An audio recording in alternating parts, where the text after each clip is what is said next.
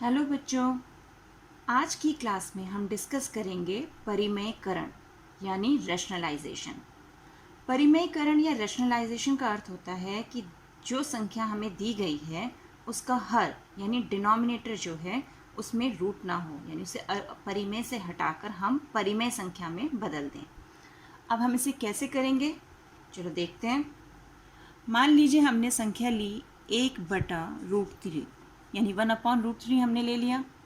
अब यहाँ हम देखें तो इसके हर में यानी डिनोमिनेटर में हमें रूट दिखाई दे रहे हैं, लेकिन हम संख्या के हर में रूट छोड़ नहीं सकते, डिनोमिनेटर में रूट नहीं होना चाहिए। तो इस रूट को हटाने के लिए हमें क्या करना होगा? तो हमें पता है हम रूट कब हटा सकते हैं, जब हम इसे रूट वाली नंबर से यानी सिमिलर नंबर से, सेम इसी नंबर से जिस पे रूट हो उससे मल्टीप्लाई करें। तो अब हम इसे मल्टीप्लाई करते हैं। हमने 1/√3 को मल्टीप्लाई कर दिया √3 से, लेकिन हमें ये भी ध्यान रखना है कि संख्या की जो ओरिजिनलिटी है, जो उसका वास्तविक रूप है, उसमें चेंज नहीं आना चाहिए। क्योंकि हम इसे अगर मल्टीप्लाई करेंगे तो संख्या या तो बड़ी हो जाएगी या छोटी होगी, कुछ तो होगा, लेकिन हमें इसे रहना 1/√3 ही रहना चाहिए।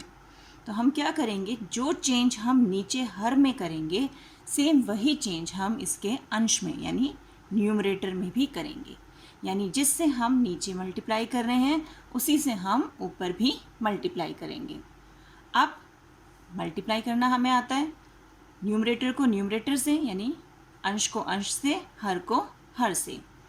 तो √3 को जब हम 1 से मल्टीप्लाई करेंगे तो हमारे पास वापस √3 आ जाएगा, और यहाँ √3 और √3 को मल्टीप्लाई करेंगे यानी दोनों ही नंबर सेम है। जब दोनों नंबर सेम होते हैं और रूट होता है तो रूट कैंसिल हो जाता है और हमारे पास नंबर आ जाएगा 3। कैसे हुआ एक बार ये देख लेते हैं।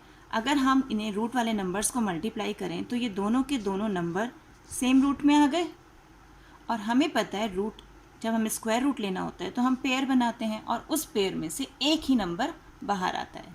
तो ये आ गया √3/3।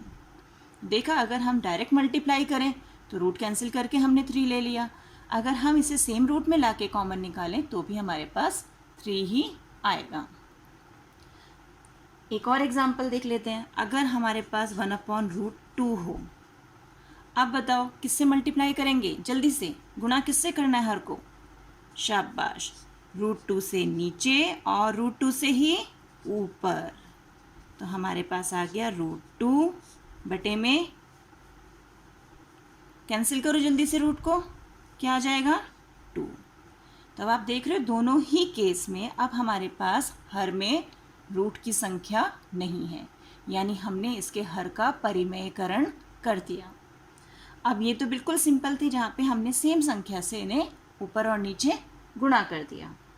अब हम एक एग्जाम्पल ऐसा लेते हैं जहाँ पर हमारी संख्या इस ढंग से है, 2 जमा √3 यानी रूट अकेला नहीं है, उसके साथ 2 भी है। तो 2 + √3 को इसको परिमेयकरण करने के लिए हम क्या करेंगे, यहाँ भी हम सेम संख्या से मल्टीप्लाई करेंगे। हमने 2√3 संख्याएं सेम ले ली, बस डिफरेंस क्या है कि हम यहाँ पे ये जो जमा का निशान दिख रहा है ना, प्लस का साइन, इसके उल्टा साइन हमें यहाँ पर यूज़ करना है। तो प्लस का उल्टा क्या होगा? माइनस। यानी जो साइन यहाँ है, अगर यहाँ माइनस होता तो हम प्लस लगा देते, प्लस है इसलिए हम माइनस लगा रहे हैं।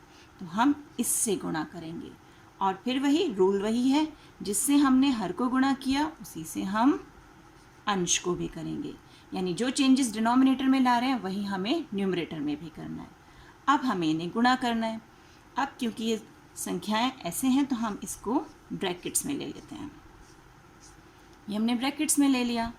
अब ऊपर तो 1 से गुणा किया तो संख्या एज इट इज़ वापस आ गई, लेकिन यहाँ नीचे देखें तो यहाँ हम ये a इस संख्या को मान लिया b। अब फिर दोबारा 2 मिल रहा है यानी ये a है, और फिर दोबारा √3 यानी ये b है। एक बार प्लस में है और एक बार माइनस में। तो ध्यान से देखो, आपको इसे देखकर कोई आइडेंटिटी याद आ रही है? जो हमने सरसमीकाएँ की हैं उनमें से कोई याद आई? हाँ, ये a + b × a - b का फॉर्मूला है, जो किसके इक्वल होता है, ए स्क्वायर माइनस बी स्क्वायर के इक्वल होता है। अब यहाँ पर ए कौन है, 2 है, बी कौन है, √3 है। बस हमें ए की जगह 2 का स्क्वायर कर दिया हमने और बी की जगह √3 का स्क्वायर। अब हमें इसे हल करना है। ऊपर तो हमारा 2 माइनस √3 एज इट इज़ है, नीचे अब हम इसे सॉल्व करेंगे। 2 का स्क्वायर यानी 2 इंटू 2, 2 इंटू 2 यानी कितना हो गया, 4, तो यानी यहाँ पर आ गया 4। √3 का स्क्वायर यानी √3 इंटू √3, तो रूट कैंसिल क्या आ जाएगा, 3, यानी यहाँ आ गया 3। अब इसे हम सॉल्व कर लेते हैं। 2 माइनस √3 और 4 माइनस 3 क्या हो जाता है, 4 माइनस 3 तो सिंपल है 1। तो यहाँ भी हमने हर का परिमयकरण कर दिया। इसी तरह का एक और क्वेश्चन देखते हैं, उससे ये कॉन्सेप्ट और क्लियर हो जाएगा। अब हम ले लेते हैं, क्वेश्चन है हमारा -5 अपॉन √3 माइनस √5। अब हमारे पास दोनों ही संख्याओं में रूट हैं, उससे घबराने की ज़रूरत नहीं, मेथड वही रहेगा। हमें सेम संख्या से इसे मल्टीप्लाई करना है। बस अब साइन कौन सा है, माइनस का, तो हम ले लेंगे प्लस और यहाँ लगाएंगे मल्टीप्लिकेशन का साइन। जो नंबर हम नीचे मल्टीप्लाई कर रहे हैं सेम उससे हमने ऊपर भी मल्टीप्लाई करना है। अब अगेन ये ए, ये बी, ये माइनस में, ये ए, ये बी प्लस में। देख रहे हो हर बार फॉर्मूला सेम बन रहा है, यानी डिनोमिनेटर यानी हर में हमारा फॉर्मूला सेम रहेगा। अब अंश को अंश से यानी न्यूमरेटर को न्यूमरेटर से मल्टीप्लाई करना है, यानी -5 इंटू √3 प्लस √5। और यहाँ नीचे हमारा फॉर्मूला ए स्क्वायर माइनस बी स्क्वायर, यानी √3 का स्क्वायर माइनस √5 का स्क्वायर। तो हमारे पास आ गया -5 √3 प्लस √5। √3 स्क्वायर अभी बताया था मैंने, रूट कैंसिल 3 आ गया। सिमिलरली √5 स्क्वायर, रूट कैंसिल 5 आ जाएगा। तो -5 √3 प्लस √5 और नीचे आ गया 3 माइनस 5। बड़े नंबर में से छोटा नंबर माइनस किया और जो बड़े का साइन है वो लगा दिया।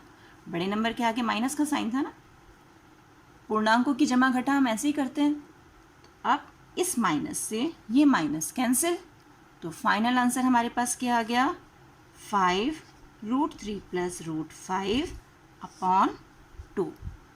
तो यहाँ भी हर का परिमयकरण हमने कर दिया।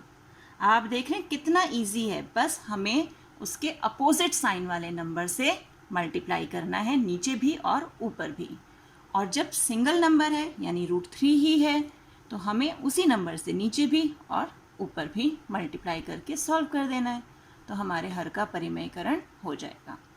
आई होप आपको ये क्लियर हो गया होगा। अब इससे रिलेटेड क्वेश्चंस की आपको प्रैक्टिस करनी है। मिलते हैं एक और वीडियो में, तब तक keep practising and enjoy maths.